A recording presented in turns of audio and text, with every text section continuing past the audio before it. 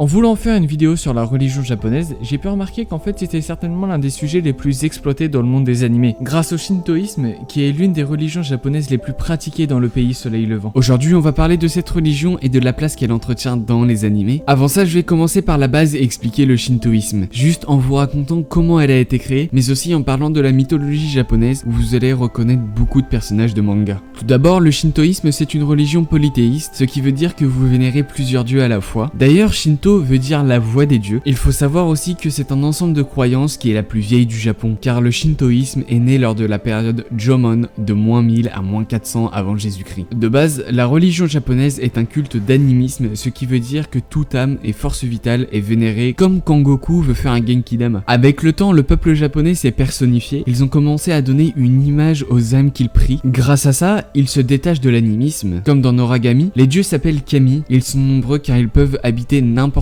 quoi, comme l'eau, le feu, même les montagnes, volcans, en gros toute chose qui nous entoure habite un kami. En soi, la religion est assez libre, on peut la pratiquer comme on le souhaite, d'ailleurs elle n'a pas de livre sacré comme les religions monothéistes avec la Bible, le Coran ou la Torah. C'est qu'en l'an 712 que les Japonais ont créé des recueils de mythes qui se racontaient uniquement à l'oral dans toute l'archipel japonaise. Ce livre se nomme Kojiki, qui veut dire le registre des recueils anciens. 8 ans après, en 720, est apparu le Nihon Shoki, un recueil qui raconte les annales japonaises. Les deux recueils racontent comment le monde a été créé. Donc rentrons dans un monde que vous connaissez grâce aux animés et différents noms de personnages. C'est parti pour l'histoire du Kojiki et la mythologie japonaise.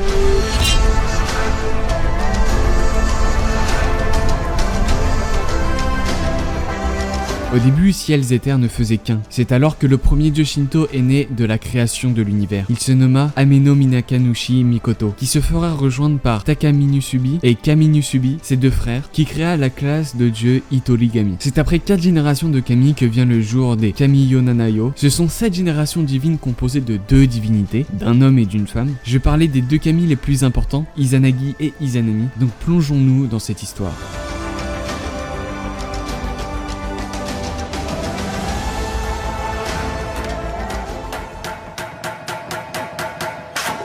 C'est ainsi que l'histoire commença. Hé, Izanagi, tu sais ce qu'il y a en dessous de nous? Non, mais c'est vrai qu'on n'a jamais regardé. Je reviens. Je vais chercher quelque chose pour bouger les nuages. Viens dans 10 minutes sur le pont. Ça marche, à toutes. Inazagi part et revient avec sa lance Ameno no Hoko qui a la spécificité de transformer ce qu'elle touche en pierre. Bon, y avec ma lance.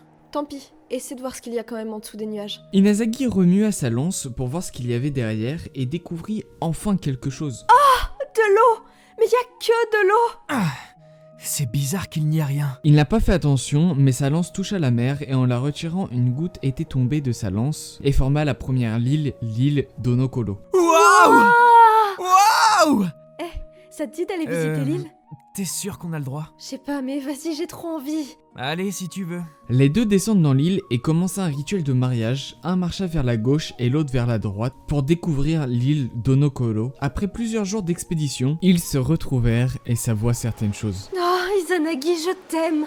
Je t'aime tellement! Moi aussi, je t'aime. Suite à la déclaration d'Inazami, les deux eurent un enfant nommé Hiruko. Malheureusement, cet enfant était tellement difforme et sans os que les deux kami l'abandonnèrent dans l'océan. J'en suis sûr.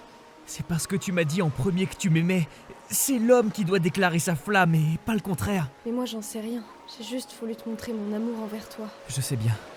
Alors réessayons le rituel. Au deuxième retrouvaille, Inazagi déclara cette fois-ci son amour en premier. Leur amour était tellement puissant qu'ils engendrèrent une multitude d'îles qui forma l'archipel japonaise. Et les deux kami ont eu beaucoup d'enfants qui sont devenus les kami du vent, des montagnes et plein d'autres encore. Sauf qu'un jour...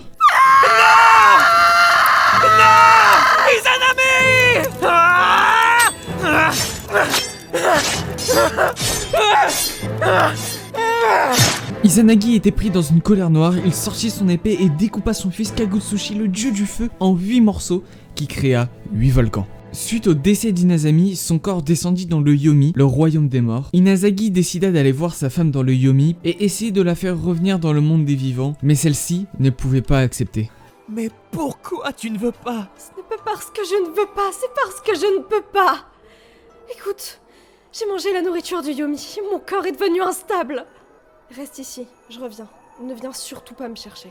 Si tout va bien, je reviendrai.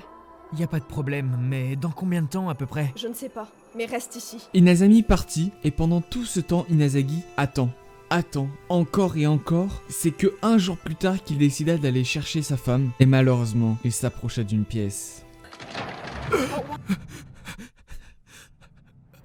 Je t'avais dit de ne pas venir! Ce qu'elle avait mangé dans le Yomi lui avait fait invoquer les 8 kami du tonnerre, qui ont poursuivi Inazagi dans tout le royaume des morts, jusqu'à sa sortie auquel il scella l'entrée d'une énorme roche, et leur dernière discussion entre les deux maris furent assez violentes. Tu as voulu me désobéir.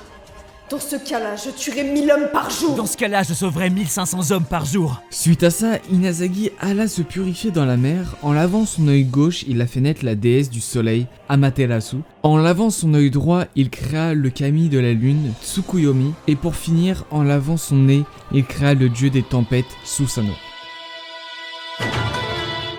J'en suis sûr que le nom de ces divinités vous disent quelque chose, surtout dans Naruto, que ce soit avec des techniques ou même les personnages directement. Par exemple, le personnage de Sasuke, c'est clairement celui qui a le plus de références. Si vous n'avez jamais fait attention, son œil gauche, c'est celui qui contrôle Amaterasu, comme quand Izanagi l'a fait naître. D'ailleurs, la technique ultime des Uchiwa est Izanagi, et pour sortir de ce dojutsu, il faut Izanami. Voilà, c'est des petites références assez cool à savoir. Si vous voulez l'épisode où c'est expliqué, c'est l'épisode 338 de Naruto Shippuden. D'ailleurs, petite fun fact, apparemment les descendants d'Amaterasu seraient les empereurs du Japon, même si ça a été déclaré faux il y a quelques temps. Après, Yakimaru dans Dororo, c'est clairement la légende de Hiruko, le premier fils de Izanami et Izanagi. Il était difforme et pour finir, ils l'ont abandonné sur un radeau dans l'océan. Et vous savez, Yakimaru a été recueilli par un mec qui faisait des prothèses, donc un médecin, mais aussi un marchand, comme Hiruko qui a été recueilli par Ebisu, le kami des marchands et de la prospérité. Mis à part ça, il y a bon nombre de références dans Dororo. Il fait aussi la rencontre de plusieurs yokai, les créatures folkloriques japonaises.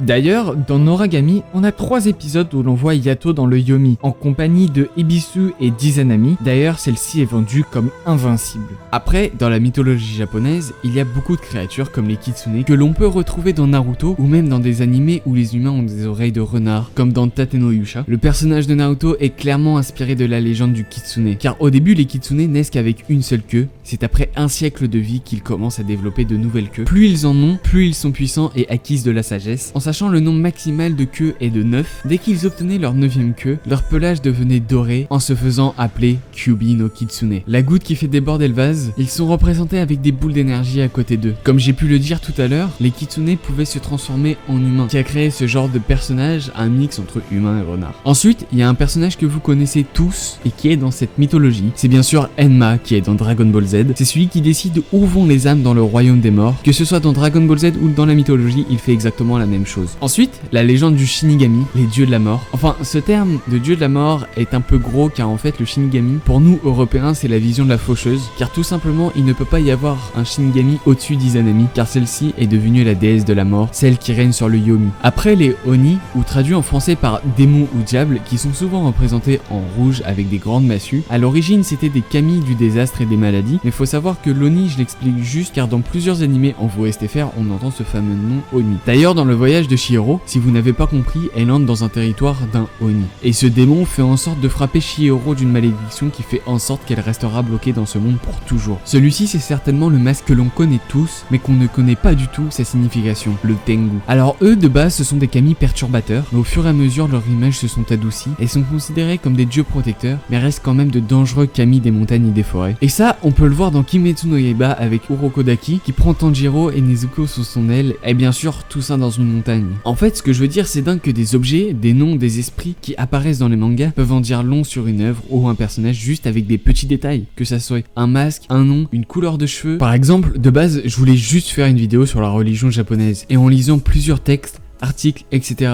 j'ai reconnu pas mal d'animés comme Naruto, Dragon Ball, Dororo, Noragami et Kimetsu no Yaiba. Bien sûr ça dépend à quelle époque est situé le manga, ce que l'auteur veut faire transcrire, car si on cherche pas ce que ça veut dire, on l'aurait jamais su. Donc pour tous ces bons moments passés à lire ou à regarder vos œuvres, merci.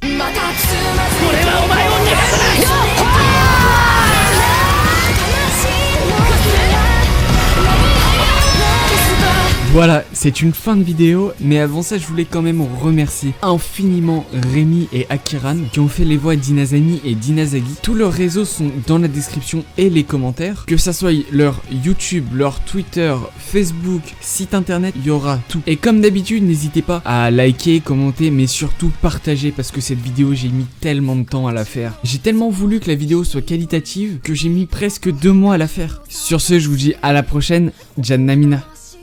J'espère que ça vous aura plu.